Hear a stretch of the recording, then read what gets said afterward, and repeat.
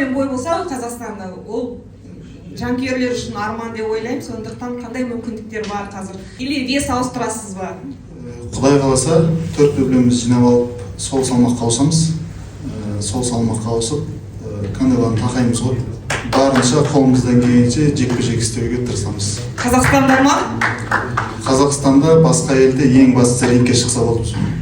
Рахмет. Үшінші сұрақ, рұқсат болса, сіздің 2 ұлыңыз бар.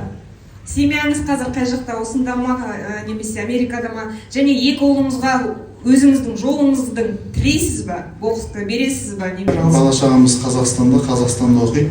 Ешқандай шетелде оқыту, басқандай ой жоқ. Тек қана қазақылық, қазақы нақышта, қазақы дәстүрмен оқытып жатырмыз, білім алдырып жатырмыз. Болашақта, бокс жоқ дегенде өз-өздерін қорғауға керек болады деп ойлаймын.